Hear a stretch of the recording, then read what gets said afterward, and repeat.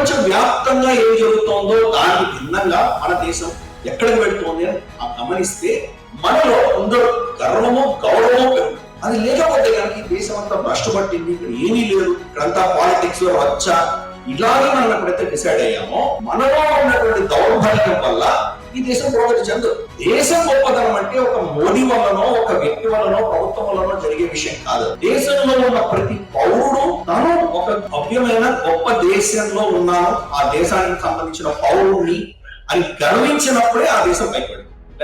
ఈరోజు అమెరికా అగ్రగామి ఎందుకు చెప్తాం? అగ్రగామి అంటే నంబర్ 1 దేశం కింద మనం ఎందుకు చెప్తాం? దానికి కొన్ని పారామీటర్స్ ఉన్నాయి. ఒకటి సైన్యం ఉంది, వాళ్ళకి తెలిసిన విషయం. రెండవది ప్రపంచంలో ఎక్కడ ఏం పాలసీ జరిగినా వాళ్ళే కంట్రోల్ చేస్తారు. బ్యాంకింగ్ రంగానికి సంబంధించి వాళ్ళు ఏం పాలసీ పెడితే అన్ని దేశాలు భారతదేశంతో సహా అదే ఫాలో అవుతాం. ఎన్పిఎస్ అంటారు, నాన్ పర్ఫార్మింగ్ అసెట్స్ అంటారు. 6 నెలల కంటే ఎక్కువ 7 నెలల కంటే ఎక్కువ కనుక మనం కిస్తు కట్టకపోతే దాన్ని ఎన్పిఏ కింద జమ కడతారు. అది వాళ్ళు నిర్ణయించారు, మనకు లేదు కదా.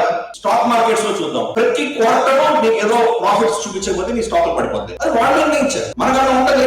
5 ఏళ్ల పరిధిలో ఒక 2 ఏళ్ళు 3 ఏళ్ళు మనకు పంటలు బాగా పండుతాయి, ఒక 2 ఏళ్ళు మనకు సరిగా వర్షాలు రావు. ఒక 5 ఏళ్ల సైకిల్లో చూడాలా, ఒక 6 ఏళ్ల సైకిల్లో చూడాలా, లేదా ప్రతి 3 నెలలకు చూసుకుంటూ వెళ్తాం. కాబట్టి ఆ పాలసీస్ అని వాళ్ళు నిర్ణయించారు, గుట్టిగా మనం నమ్మి దాని ప్రకారం వెళ్తున్నాం.